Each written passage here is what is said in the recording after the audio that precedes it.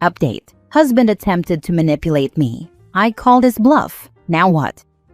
Original post. I, 35 female, have been married to my husband, 37 male, for 5.5 years, and we have an 18-month-old daughter. We've generally had a good marriage, but we've repeatedly had the same 2 arguments for over 3 years. The first argument is that I work full-time, pay 85% of our bills, and do all of the cooking, cleaning, shopping, laundry, running of the household, etc. He also works full-time, but after work, he comes home, immediately takes off his work clothes, throws them on the couch in my living room, and goes into the family room to watch YouTube. I have repeatedly asked for help and get the runaround.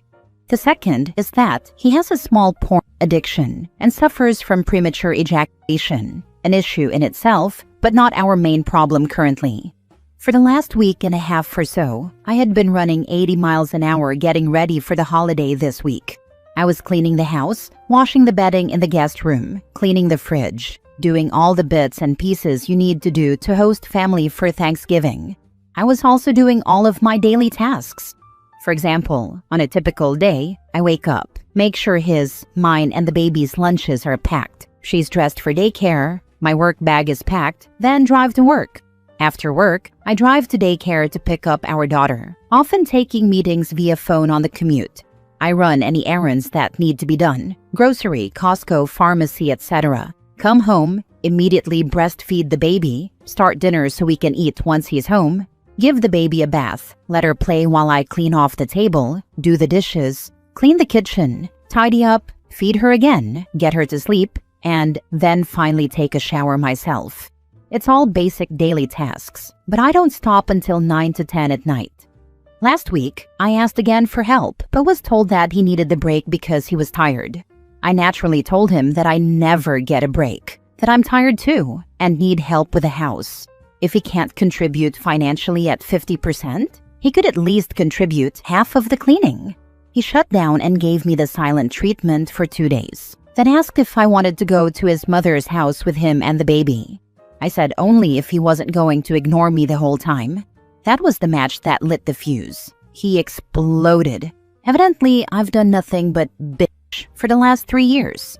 He said he hates cleaning and isn't going to do it, and that if his contributing is such a big deal, then we should divorce. I asked him what that would look like to him. He said, I'll get an apartment and sign the house over to you. Refinance it in your name. We'll split custody 50-50 and split her expenses 50-50 as well. Then he stormed out of the house and went to his mother's until about 1 a.m. He gave me the silent treatment for another 2 days. The other day, I asked him how his apartment hunting was going, and he said, "What?" I told him I thought he was right. I had been bitching about this for 3 years. I'm miserable, and he's not helping make my life easier. I agreed divorce was the best option and that I'd rather separate as friends and be good co-parents than grow to hate him and feel stuck in a toxic marriage. He then said, I only said that to scare you into shutting up. Basically, he attempted to emotionally abuse and manipulate me to get his way. As someone who grew up in a toxic and abusive household, this immediately shut me down emotionally. I look at him now and I feel nothing. He's trying to get back in my good graces, bringing flowers, chocolates, and all it does is make me angrier. I need advice. Is the fact that he tried to manipulate me and admitted it a valid reason for me to just want to shut this down? Because I have to be honest, I'm tempted to ruin Thanksgiving. I don't know if I'm just angry and reacting out of that, or if I'm truly at the end of my rope. Now for the top advice before reading the update. So he does nothing, contributes almost nothing, and the sex is bad? And he thought he'd scare you by saying he'd leave you? That doesn't sound scary. That sounds like a gift. This is what I said to my BFF when I was talking it out with her. Don't threaten me with a good time. But I needed the kick in the butt Reddit will give me, I think. He's not just manipulating you, he's exploiting you. You're carrying the financial burden, all household responsibilities, childcare, and he tried to use divorce as a weapon when you ask for a basic partnership. His admissions that he was trying to scare you into shutting up shows he views your valid needs as an inconvenience to be silenced. You're already functioning as a single parent while bankrolling his lifestyle. The only difference is you have an adult dependent who throws his clothes on your couch and watches YouTube while you exhaust yourself. The flowers and chocolates now aren't remorse. They're panic because his emotional blackmail didn't work. You're not overreacting. You're finally seeing clearly.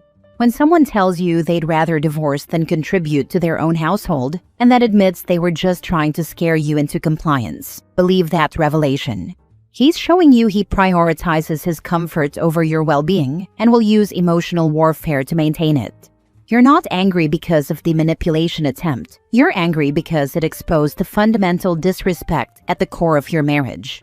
He contributes minimally financially, does nothing domestically, and when confronted tries to weaponize divorce to silence you. The flowers aren't going to fix this level of betrayal. He wants 50-50 custody, yet cannot manage 50-50 parenting with the other parent in the home. If he's somehow granted 50% custody, he is in for a massive shock. Good. Let him learn. This man effed around and it's find out time. OP, you've called a lawyer, right? You need to get the drop on him for filing before his mommy does it for him. And congratulations on your upcoming liberation from the sad freeloading limp dick you're married to. I have an appointment with one next week for a consult. And what makes me laugh is my sister-in-law knows about the issue and 100% thinks his mom and dad are going to be angry with him. Evidently, they have told him he needs to step up previously. You don't need permission to leave, but here it is anyway. You have permission to leave this really toxic situation, and you will probably be happier without him dragging you down. I don't know why this comment made me cry, but it did. I think I did need permission to leave. I feel selfish for wanting more and breaking the family. I was raised in a family where divorce wasn't an option. Now I have cut off my family and don't have that additional pressure, but I guess old wounds still fester. Now for the update 6 months later. It's been a while since I posted, but I wanted to let things play out and give you a full update. First, I want to say thank you to all of you who responded and gave encouragement. You helped more than you know. I did it. I filed for divorce. Our divorce should be final by mid-June. He fought it for a few months, but finally seems to understand that I can't move on, and I won't let him rug sweep it anymore. He's still talking about hoping for a future reconciliation, but I told him that honestly, without massive amounts of therapy for both of us, I don't see much hope there. Once he accepted that I wasn't giving in and that the divorce was real, he actually became agreeable to discussing terms and working with me on custody arrangements, housing, etc. That's not to say we didn't have our drama. Lord knows we did. Fortunately, nothing too physical toward me. He grabbed me a few times, trying to force me to stay in a room to get yelled at, but I set him straight real quick. His threats were mostly directed toward self-harm. The first time was back in February. He was still in denial that I'd filed and was very angry about losing the best things in his life. He threatened to go downstairs and take his own life. Because I'm stubborn as the day is long and don't have the sense God gave a goose, I followed him down there. I ended up wrestling his gun away and locking myself and the toddler in the bedroom. I should have called the police. I still don't know why I didn't. Instead, I called his brother and told him to come get him. They did, and the next day, I took the gun to his parents, which was unloaded and never had ammo because he was manipulating me again, and said if that gun ever made another appearance in my home or around my child, I would ensure he was never around her again. It hasn't been seen since. A few weeks later on their birthday, our toddler and soon-to-be ex share a birthday, he jumped off my 2-story deck after my daughter's party. I didn't see it happen. I came down the hall and our 2-year-old said, "Mama, Daddy fall." I walked outside and found him kneeling by my lawnmower, claiming he was fixing it. Obviously, my 2-year-old hasn't learned to lie yet. I texted my friend and said, "I'm pretty sure he just jumped off the deck. He doesn't seem hurt, but I don't know what to do." As I hit send, I heard him on the deck talking to our kid. I looked out the door and saw him leaning off the edge, obviously about to jump again. I lost it. It probably wasn't the appropriate thing to say, and I might be a terrible person for saying it, but it worked, and I don't regret it. I told him, "So help me God, if you jump off this deck and die, I will move, and your family will likely only see her once a year. If you jump and live, I guarantee you'll never see her unsupervised again. You step back over that railing and get both feet on this deck right now, or I swear to God, I'll make sure of it." He stepped back pretty quickly. Of course, he then wanted to argue about how I was driving him to this, how he didn't deserve to be left alone, how I was breaking his heart. I reminded him that he had spent the last almost 4 years breaking my heart and spirit, and I was done having this conversation. As I turned to walk away, this man grabbed my wrist to force me to turn around. I already had my phone in my hand, and I have never called 911 so fast in my life.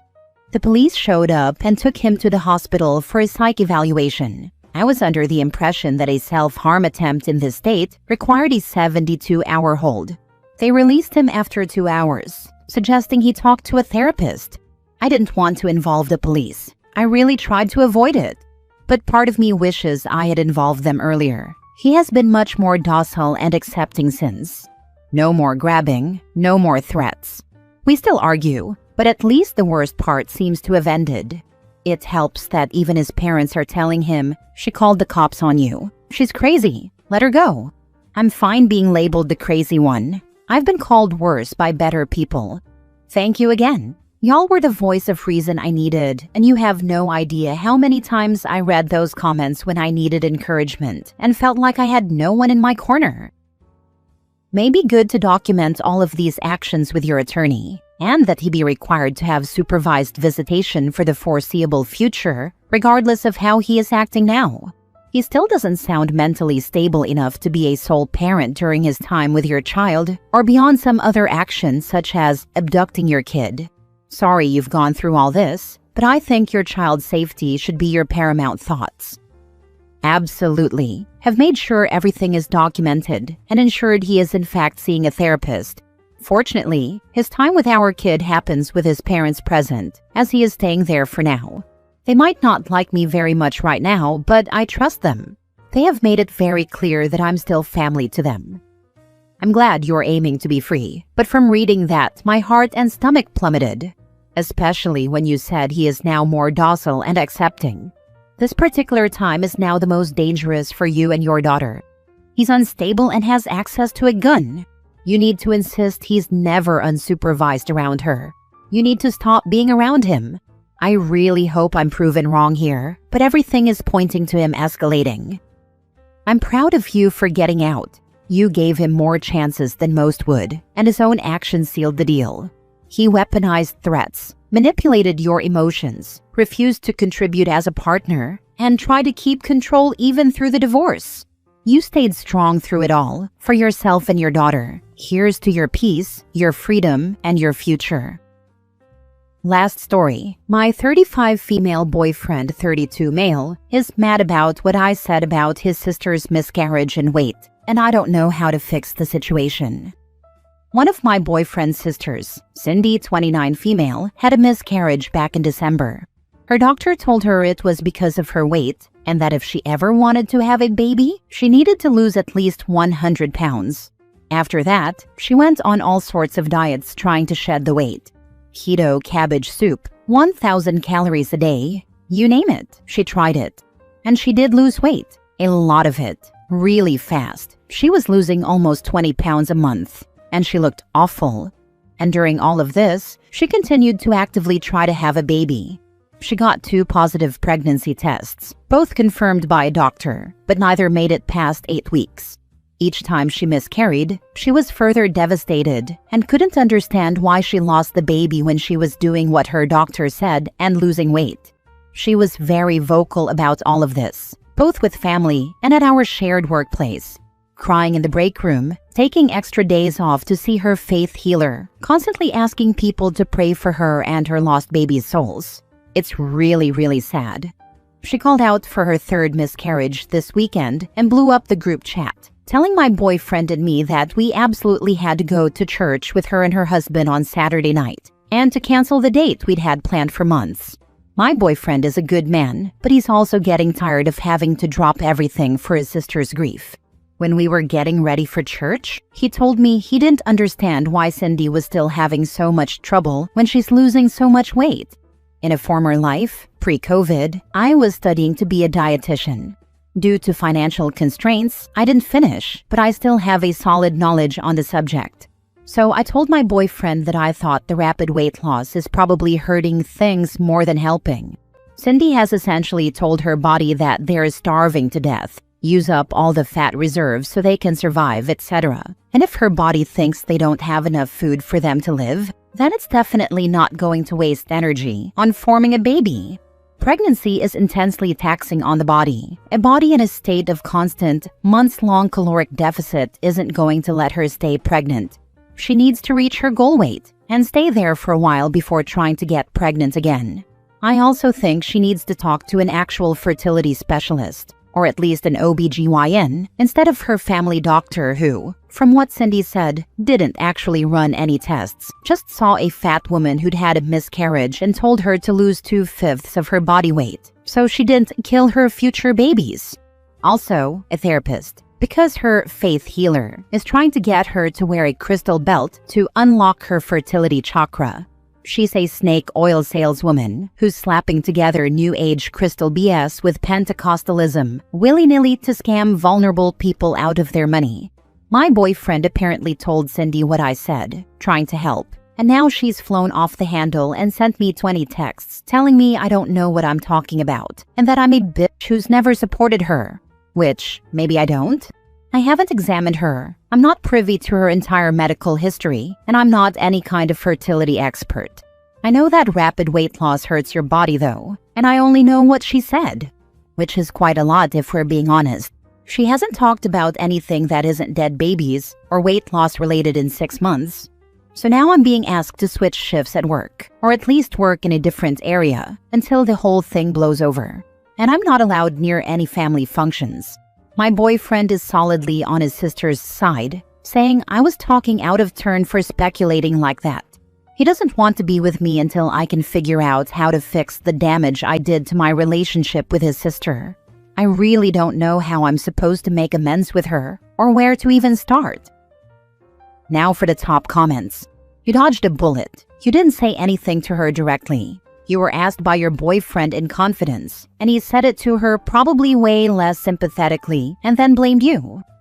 He thought he was helping by passing along my expert opinion, but when it upset Cindy, he backtracked, and now he thinks it's my fault that it upset her. Because it was still my words. But I wasn't present when he told her what I said, so I don't know how exactly he's quoted me. He's really not a bad person. He's just really close to his sisters. No, he's a D-head. He threw you under the bus, then blamed you. You spoke privately to him. He violated the privacy of your relationship and then had the actual outrageous cheek to blame you. Get away from this toxic mess. My boyfriend is solidly on his sister's side, that I was talking out of turn for speculating like that. He doesn't want to be with me until I can figure out how to fix the damage I did to my relationship with his sister. The hell? He's the one that did the damage by telling her. Let them be mad, honestly. Maybe it was the wake-up call Cindy needed. I'd reconsider my relationship after the stunt your boyfriend pulled, though. Sorry, but your boyfriend is not very bright. Many women deliberately eat healthy for a year before getting pregnant so the baby will be healthy. What you told him is true. He does not have your back.